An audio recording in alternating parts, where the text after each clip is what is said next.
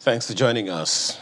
According to the DPR, information available on the website of the DPR says the daily national demand of petrol in Nigeria is 38,200,000 liters. But that's not all of the story. And about this PIB, one of the issues that's given a number of people, practitioners, concern is a provision that's been inserted. One of which is, well, so many of them actually, but one, of course, the one that we're paying attention to a lot is that of the host communities development fund and all of that, which of course you saw some in the report that you just listened to. But there's another provision that says as companies with active refining licenses or proven track record of international crude oil and petroleum products trading will be allowed to import any product shortfall that domestic refineries are unable to meet. Exactly what does that mean? And how does that change anything in the PIB? We have an energy consultant with us. He joins us in our Abuja studio. Olabode Shomi is an energy consultant. Thank you so much for joining us this morning in this conversation.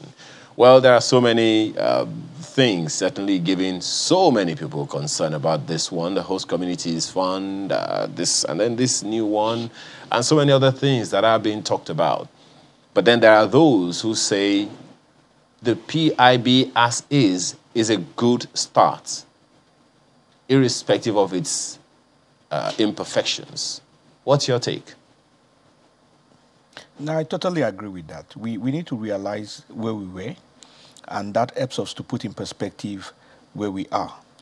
Up until the PIB discussions, even though it's been 20 years ago, the laws for which the industry is governed date back to the 50s, 57 or thereabout, when oil was discovered. And it does not take too much of genius to know that the industry has moved forward since then. Technology has moved forward. The circumstances, the issues with which the internal community deals with things have also moved on. One of the things that has caused is the fact that the industry has not been transparent. The oil industry is probably one of the most opaque, despite its advancement, despite the amount of money that's involved in it. The lopsided nature with which regulation takes place. I mean, the NNPC, with all due respect, is both a player and a regulator. To understand that, it's like understanding that CBN is both a commercial bank and a regulator. So, you know, that does not work for a free market. So whatever the imperfections, which no law is perfect anyway, having a PIB of any nature is a significant milestone in terms of steps ahead. But then there are those who would perhaps, of course, you know, opinions vary on this. But of all the controversies that have trailed the passage of the PIB so far, which one of them do you think is really, really of concern that as quickly as possible should be given a little more attention than it is right now? Okay, when we talk PIB and the issues that govern the law, there are the political issues, then there are the technical issues. The challenge is that an issue may be political in terms of the attention that it gets. However, in terms of the reality and how it's able to affect the market, it may not be that significant. And at the risk of even offending my in-laws, because my in-laws are from the Niger Delta, I want to just offer a perspective. The host community percentage, whichever way you look at it, is very wrong politically. I mean, in terms of the percentage. I mean, there is no reason why you want to reduce 5% to 3%. So whoever were behind that advice, they may have their technical reasons, but they are definitely limited in terms of their understanding of the politics of the country. But having said that, the 3% that we're talking about, according to the available statistics, is even higher than the amount that has been allocated to the NDDC. So definitely, we're still talking huge numbers here. So the issue will now be, how do we maximize whatever percentage is there while the politicians sort out the political aspect? Another issue of germane technical concern is the importation of fuel, which has now been limited to limited to certain categories. But if those things are followed to the letter of the law, then there are certain people that will be excluded from this importation, which in essence could mean some of existing members of movement. When a law, any law, limits the participation of people that are already participants in a market, there is a recipe for some amount of chaos. So those are some of the things they want to look at. In principle, in terms of the ethos of what the law seeks to achieve, in terms of the importation limiting and ensuring that we genuinely have capacity to refine, that's fine. But that is in the future. But what happens between now and the future? And those are concerns, because some of these things ought to be policies so that they are flexible, so that the people can benefit. But when they become laws, they become cast in stone. And the process for amending laws is totally different from the process for amending policies. So those are some of the concerns that one may have to look at. And those things have significantly greater capacity to affect the movement of the industry than some of these percentages that we're talking about. Which is definitely a major cause for concern, given that, I mean, from what you have also said now, if these, shortfalls, so to speak, of the PIB are that significant, how significant then do you think it will, how significantly do you think it will affect the governance, the problems that it seeks to solve in the petroleum sector entirely? Okay. I think a way to put it is to look at the significant differences between most developing countries and the developed nations. In the developed nations, the developed democracies, one of the things that they have going for them is established institutions. The judiciary is independent of the legislature, which is independent of the executive, and they all function and ensure that no one person in executive can actually hijack the system. Now, when these laws, prior to the PIB or what the PIB seeks to achieve, we lack transparency in the sector. And the challenge of that transparency has been that there are significant limitations in terms of the investment destinations, investment decisions that will come into Nigeria. At the moment we started talking about the PIB, a lot of IOCs withdrew their funds from investing in Nigeria. Is it also a coincidence that during that period when funds were stopped from being invested in Nigeria, I'm talking about between year 2000 and now, that was when they discovered oil in Ghana, that was when they discovered gas in Tanzania, oil was discovered in Sierra Leone as well, and all the other places within the African continent. Is it a coincidence? The fact is that monies will not be held in escrow simply waiting for Nigeria to get its act together. These are investment funds. They need to be invested somewhere. Now, with the PIB, we have finally gotten our acts together, at least in the eyes of those who are bringing in FIDs. So we expect investment decisions to be made. And that is why I said a PIB, no matter how faulty as it is now, is significantly better than a no PIB in the short and the medium term for us. Every law is a work in progress. You put laws into the public, you look at how it affects the public, then you amend it.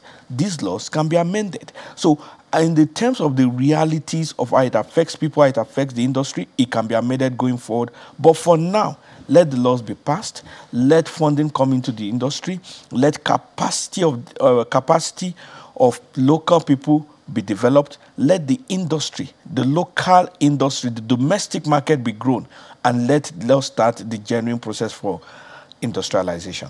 So when you talk about, local actors, allowing them grow, I know you touched on that briefly, the conversation around holders of active license only allowed to, carry out that business. And I know that some stakeholders in the industry, even TUC, has spoken against that, saying that, this might just build a monopolistic market, as it were. So on the one hand, you say this is at least a good step forward. But looking at some of those provisions, now particularly this active license clause, what are your concerns about it? I think we also need to understand that any market evolves. When you look at the origin of the oil industry itself, the oil industry started around 1860 in the US. And it was an all-commerce game until Standard Oil Company, the Rockefeller Group, came up with a way of standardizing the process. Now, when you look at all those things and everything that happened before they came to that, there was an evolution. The Nigerian market is not going to arrive maturity overnight.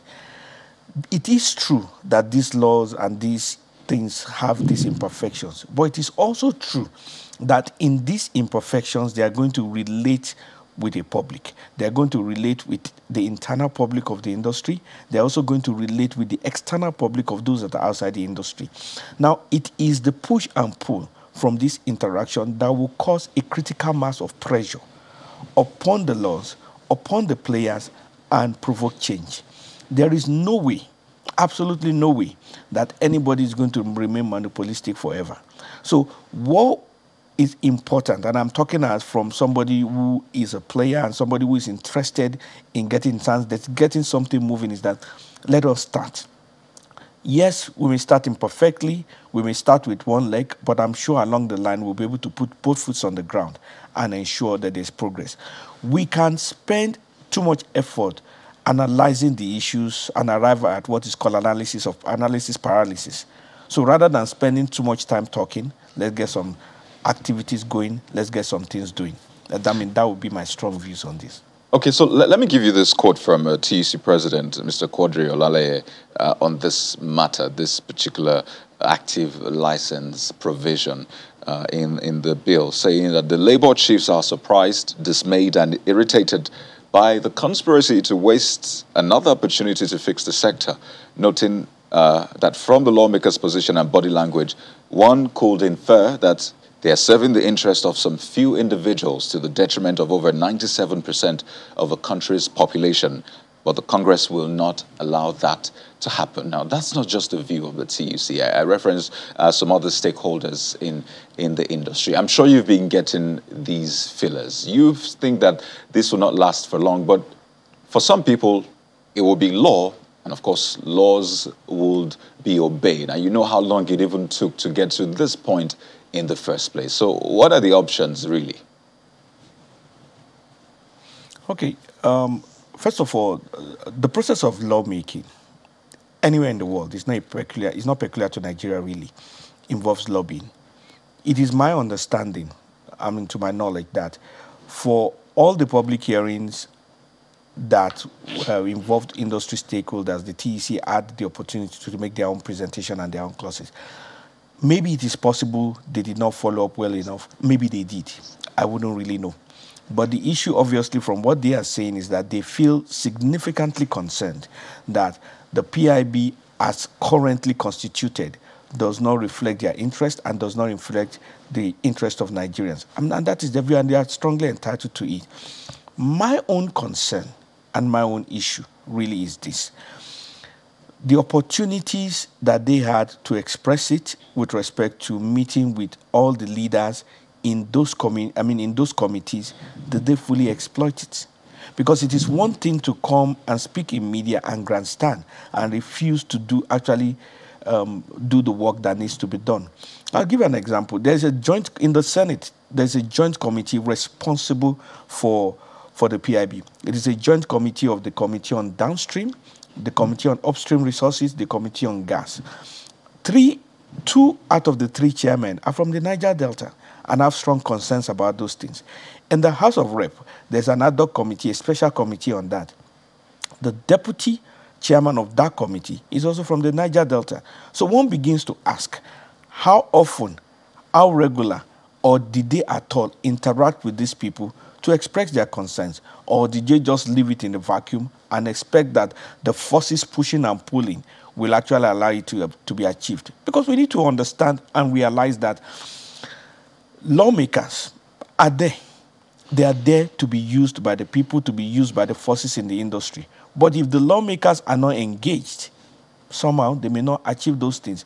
Yes, they have set the threats, and I believe that they will achieve it, but it could have been easier and better if there was sufficient interaction before we got to this stage. Those would be my views. Right, so let me follow up on that point you made about lawmakers being there to be used, as it were, by the people and forces in the industry. I mean, those were your words. Now, regarding lobbying, I mean, recall the Senate president making that statement recently. I think it was concerning the Electoral Act Amendment Bill. And that got a lot of people talking about lobbying. And he said that, people should lobby more if they want a particular provision in a law. But now, coming to reality, the workability of things, there are different interested parties in this PIB, from the government to the politicians, the lawmakers, to the oil companies, to the host communities, and the people, right?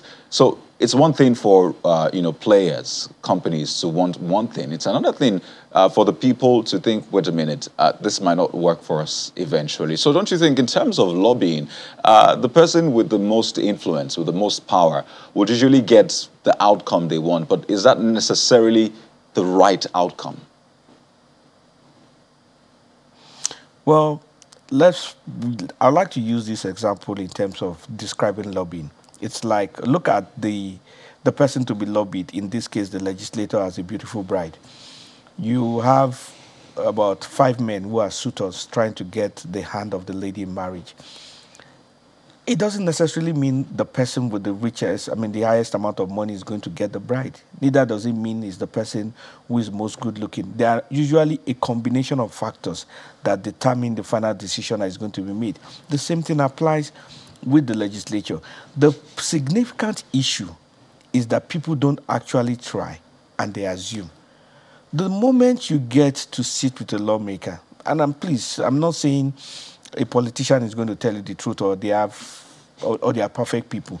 But it is that these people are also people who go to the same market with us, who have families, and who have interest, and who have a future. So there are a combination of factors that make people to decide.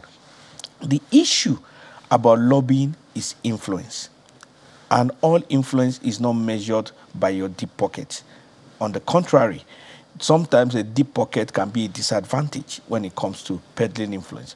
So influence will be difficult to describe in one word, but it is something that everyone has a measure of. As long as you can talk, you have a measure of influence. So the issue is that the more you continue to do these things, the greater you will develop capacity and ability in it, and the more you make legislature and even democracy to be robust. And this is what we need to get to as Nigerians. One of the other issues that's maybe perhaps, in a way, referencing the earlier conversation, question Kayode asked, is that of the governance. There are those who are asking, if government has already, said, let's privatize NNPC and then sets up 2 institutions, Ministry of Finance Incorporated, Ministry of Petroleum Incorporated, to hold in trust. And then it is the president that is still appointing the board members and all of that of this company, NNPC Limited. The question then is, how commercially viable can that kind of organization be, from your experience as an expert in the sector, if government is still as involved as recommended by the law? Okay, when it comes to that, that's not really an oil industry issue per se. That's a governance issue. So this comes to issues of management. This comes to issue of corporate governance, and all of that.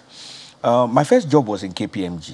And of course, KPMG is known as the global management consulting firm. And so we did some work then. One of those was the re-engineering of First Bank in the early 2000s. And so I think maybe I got some ideas of snippets in terms of how certain organizations should work and all that.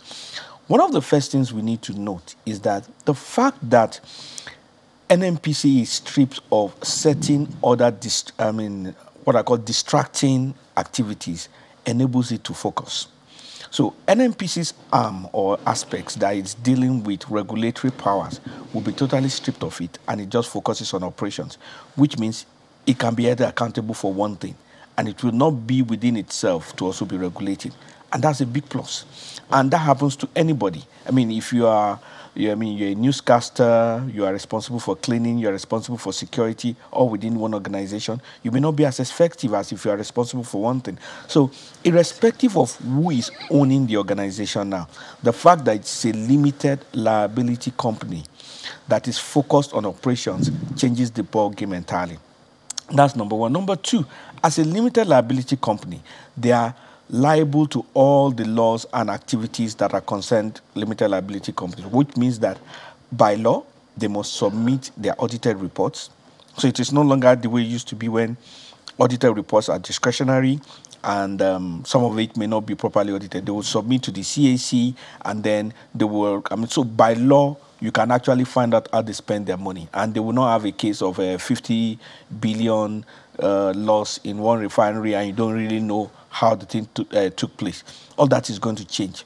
Once that has been set up ab initio, there's going to cause restrictions in the capacity of people to be involved in graft.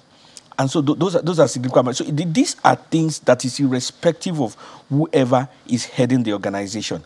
It is believed on the long run that as the organization continues to purge itself and it continues to evolve, it will now become a publicly quoted company. It is when it becomes a publicly quoted company that you and I can buy shares in the company with respect to how we can now, have a hand in the pie in terms of how the thing is run. But for now, comparing what this is going to achieve with what has been there, these are light miles ahead. The difference is clear. Well, you know that the law is one thing. Activating the law, implementing the law, executing the law, that's another thing altogether.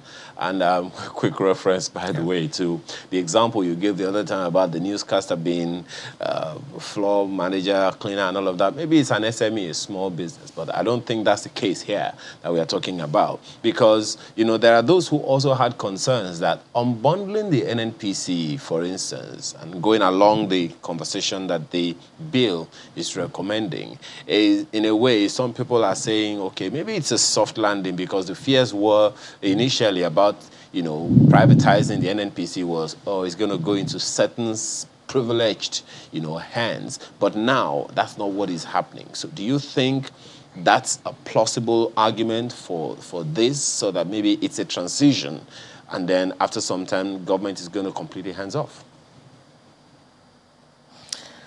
I think these fears about people owning things, privileged people owning things, is totally misplaced. People own things everywhere. Even the American Federal Reserve Bank has ownership. It's not owned by the government, but that's a different ballgame.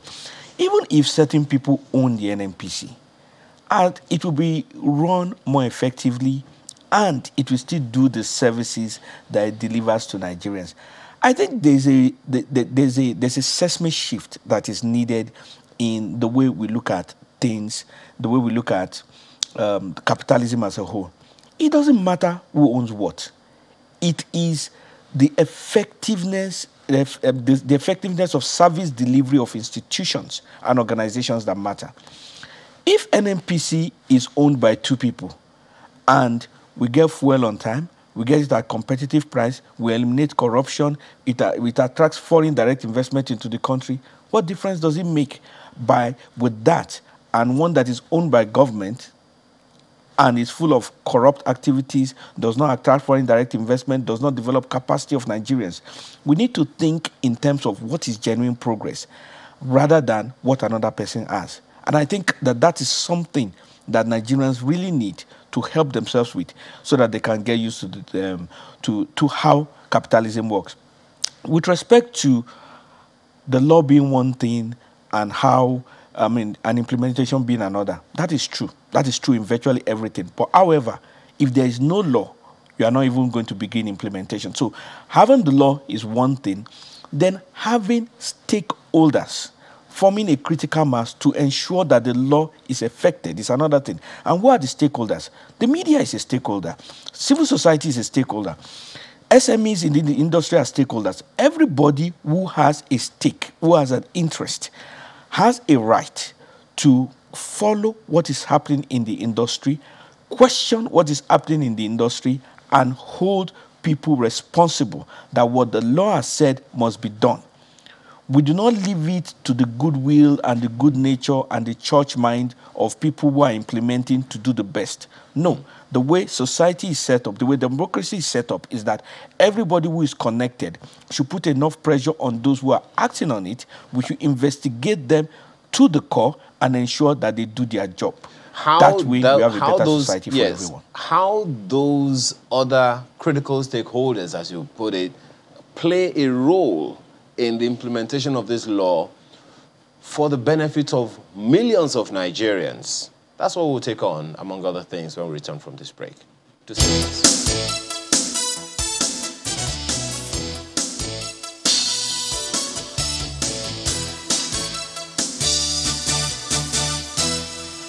Thanks for staying with us. We're still talking about this PIB and the issues arising. Well, we still have Mr. Shomi with us in Abuja. Well, you talked about those critical stakeholders. A significant chunk of that are the host communities. I mean, from the report that I'm pretty sure you just saw and heard, the issues are not just going to go away. There are those, of course, you've seen what the two chambers have passed, and there are still hopes for a concurrence to raise that percentage to 5%. But then there are those who are still referencing the 13% derivation and all of that, especially to this critical stakeholders, the host communities. From where you sit, I mean, you already call them your in-laws, so you probably want to play to them somehow. But from where you sit, from your experience in the sector, how significant an issue do you see this percentage, thing playing out so significantly? Okay, thank you. They're my in-laws because my wife is from that area.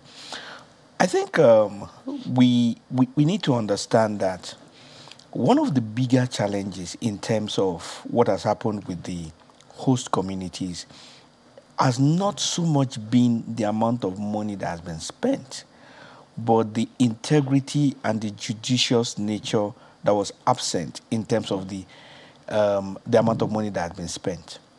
What the PIB brings to the table, which is different from what has been happening in the past, is that it sets up a structure for the money to be spent such that the money can be traceable and accountable.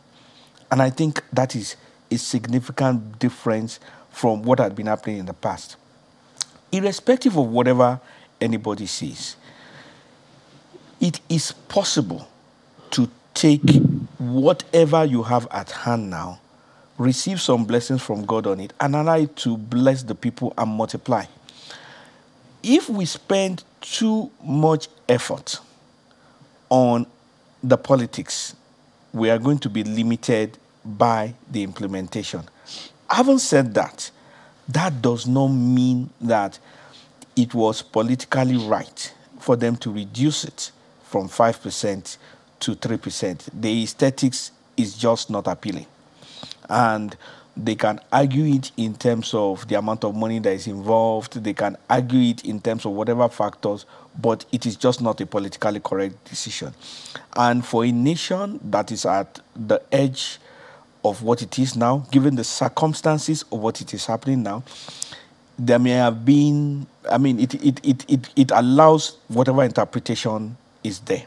But those are the politics of it. But if I were to be in a position to advise and to implement, my own view would be that let's get our hands dirty, let's start working. Because this 3% or whatever percentage it is can still make a lot of difference. And it is my earnest expectation and prayer and hope that a difference is made. The truth is that when you go to the Niger Delta, in virtually every area, you will find certain level of underdevelopment that ought not to be. I've been to every single state of the Niger Delta, almost every local government. I remember about 8 years ago when the late Oronto Douglas was burying his father. And we went to Bayelsa. We traveled from Yenogua to Okoloba, which is the home place and itself. For close to over an hour, our cell phones were not working. This was at the heart of the Niger Delta. So these places are lacking in significant infrastructure. There needs to be something like a Niger Delta infrastructure plan. I'm sure somebody has that. But there needs to be also time frames in terms of implementation of it. I think that some of our stakeholders, rather than just focusing on the amount of money that will come in there has to be a plan in time phase for infrastructure development, for capacity development, and for orientation development. And I think that will equally be as important for the Niger Delta as anything else. I'm sorry if I've offended people by these views, but those are my views. Well, on that, and as I said, I mean, they are your views. But on that same host communities issue, forgive me, we can't just let it slide because of the experience that you have in the sector. The 13% derivation has been going on for so many years, and those issues that you raise, they are still there.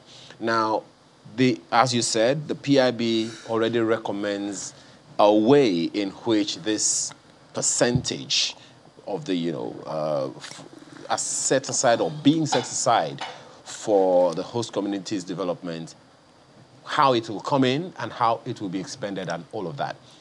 Do you think it has a significant chance of making a remarkable difference in the shortest possible time for the development of the Niger Delta?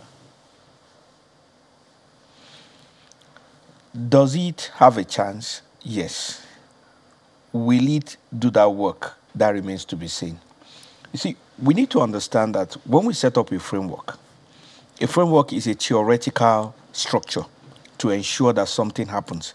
But what happens between theory and practice is a different thing. And that is why I keep talking about stakeholders. Because the laws have been put in place. The structures have been there. Maybe some monies are even released. But it is incumbent upon all of us, even those who are outside the Niger Delta, to ensure that the Niger Delta develops. It is the development and the establishment and the peace in the Niger Delta that will translate to development everywhere else and peace. So my own view is this. The law, the structure, the framework is just the beginning. And it is now left on everybody, including yourself as the media, including stakeholders, including the civil society, to ensure that what has been put in place is checked regularly and ensure that it works. It is not just going to work itself. I mean, they're whistleblowing everywhere. It's not a Nigerian phenomenon. It's in the US, it's in the UK, it's everywhere in the developed world, that people can just be concerned about an area and be interested to see that it works. We need to get to the stage where community development, government business is everybody's business. The usual slogan before was government business is nobody's business. I grew up in Kano and Kaduna, and there's a slogan in Hausa. They used to say, "Aikin government tiba, aikin baban kabar," which means that government work is not your father's work. But that perspective needs to change. Government development is everybody's business, and we must ensure that it becomes everybody's business. And I think added to that, we must ensure that those voices are heard, because, I mean, time and again, people have raised issues. They've talked about different things, and the concern is usually, are we heard? I mean, do we see things that make it look as though we're being heard? But that aside, two issues around percentage has caused major debate. First, that 3% for host communities, and of course, the other percentage, the 30% of profit oil, profit gas for frontier exploration. You've not quite touched on that, and I know we're entering the phase of harmonizing, eventual assent, and then, of course, this coming into play. Are you concerned about that provision, as some other people are, regarding what is the usual practice and how this perhaps deviates from the usual practice of oil exploration? Yeah, I'm significantly concerned about that, and I'm surprised that it's gotten less attention than it should. There is nothing wrong in exploiting oil within the frontier basins. In fact, it should be pursued, and that policy, and that law where it puts it, is a right step. However, there are certain things that should be matter of policy and not matter of law. That is on one side. The other side is that there are that percentage. I mean, we need to understand the wisdom behind it, because when a company makes profit, one of the things it should do is to use to expand itself. And the cost, what a company should do in terms of expansion will be determined in the realities that is on ground at that particular point in time. When you set something as a law and the necessities of the times change, you cannot just change it because a law is sacrosanct. I'll give an example. If, for whatever reason, they now discover oil in virtually every area within the frontier basins, because the law still stipulates 30%, even after it has been discovered, they must still spend that money in terms of looking for oil. So that should have been a matter of policy rather than a matter of law. But that is also on one side. The other side is the percentage that has been set. And I mean, there's definitely some wisdom by those who set it, but there needs to be some understanding in terms of what that is going to achieve. Now, it should be understood that as of today, NNPC as we know it is not profitable. It's operating at a loss. So that 30% theoretically will be 30% of nothing. However, it's not going to be unprofitable forever. So the issue is that when it now becomes profitable, does it mean that all this amount needs to go into this place? There has to be a better way, a more structured way to ensure that whatever we seek to get there, we actually get it. I think it was in 2010, I met, while flying from Vancouver back to Lagos via Air France, I met a friend in Paris during our stopover who was working with ExxonMobil in Naimi. And at that time, he said that they were doing some exploration there. So I understand that it's the same Lake Chad Basin that interfaces between Niger, and also if they have some oil in Niger, there's possibly some oil in the northern areas as well. So it's not a fruitless exercise per se. But the issue is that this will have done better as a matter of policy than as a matter of law. And I think that is one way, one area that 30% is significantly lacking in. But as a policy, right? Yes. Okay. I mean, it will seem as though getting to this point was a lot of work, clearly, years. But there's still a lot of work ahead. We're still talking about the harmonization, eventual assent, hopefully, and of course the implementation, which is another kettle of fish. Based on the rancor, the debate, I mean, take a look at the front page of some of the dailies. We have former Bayelsa State Governor saying that this 3% host communities equity is a recipe for Niger Delta crisis. You have, I've referenced the TUC speaking about that particular licensing provision and the rest. So clearly there's still a lot of issues. Do you think in terms of implementation as well, we'll see this sort of rancor? Well, as long as interests conflict, and interest will conflict, there has to be an interplay to ensure that people will interplay to ensure that they win their own interest. So, however, that interplay does not necessarily need to lead to rancor. So, some of these things will continue. The TUC, you understand, is never going to be fully satisfied, and that is the nature of the interplay between the worker and the employer. So some of all those things will continue. But what is important is not really the fact that there is a rancor, or there is friction, or there is disagreement. It is the fact that these interactions, these disagreements leads to the development of the industry. So there has to be the watching of stakeholders to ensure that all these interactions does not lead to a destructive influence on the economy or destructive influence on the industry, but rather a positive contribution and an expansion of the industry. When industries are expanding, you're going to have teething problems. It's like a child when he's growing up. At the stage that he wants to bring out his teeth, he has certain issues, problems that happen. So the same thing are going to happen. The same thing is going to happen to us. But rather, I think, rather than concentrating on the problems per se, we should actually look at how these interactions and this rancor develops the industry rather than the rancors for the sake of the rancor. I mean, those are my views. Well, just before we round off, very quickly speak to this issue of gas flaring. Correct me if I'm wrong, but we've been struggling with this gas flaring issue for years and years. And here now, as part of the efforts to manage the problem of gas flaring, one of the commissions set up requires upstream operators that produce natural gas to submit within 12 months of the effective date of the PIB and natural gas flare elimination and monetization plan to the commission. Do you see that being realistic? Of course it's realistic. Of course it's very realistic. I mean, they've been asked to submit plans before now.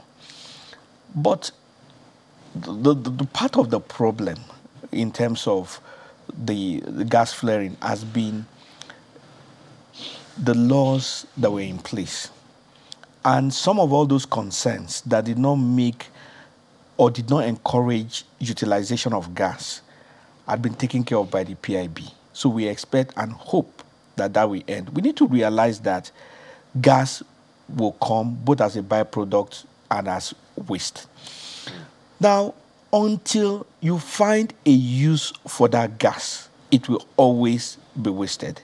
It will always be flared. So it is an issue of gas commercialization. As the name implies, you commercialize gas. You turn it into money. And there are so many things that can be done to do that. So it is not just about ending gas, but ensuring that the gas is converted into useful things to the nation. And this is very important because it is in the uses of gas that we can develop our local market and actually genuinely internationalize. Let me give this perspective. We have 774 local governments in Nigeria. There is a possibility that every local government can have an industry, a cottage industry. It could be steel, it could be processing of fruit juice, it could be fertilizer, it could be anything. And all of this can be dependent on gas, either gas as a feedstock or gas in terms of the processing. So all this gas that is causing the chaos in the environment can actually be piped and structured all around the country, and everybody becomes better for it. The importance of that in terms of the long term is not the fact that every local government has an industry, but it means that there will be a depopulation or decongestion of the cities. And that those who will now move to the cities are those who really want to move there rather than going to the cities just to improve their lifestyle. So look at it. You're a manager with a bank in Lagos, and you suddenly found out that there's a cottage industry in your hometown, somewhere in Adamawa, somewhere in Langtang or something.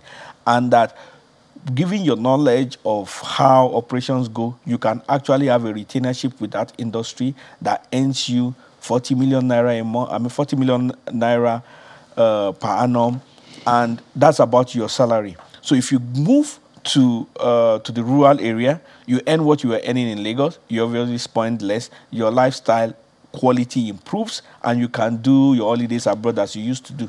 Why wouldn't you want to go back? I mean, especially if you like where you're coming from. So we are going to talk about even development. There are a lot of things that gas offers. I think we should pay attention to how the commercialization of gas is done and hold this commission and the authority that are going to be set up responsible for genuine development in the industry. And that will be the real work of regulation in this case. Well, holding to account, holding responsible, that's a tough one. I don't know how well we've done with that over the years, but then I guess we have to wait until that bill becomes law. For now, we have to thank you very much for being a part of our conversation this morning. Olabode Showme is an energy consultant. Thank you so much for your time and thoughts. Thank you very much. The pleasure is mine. Yeah.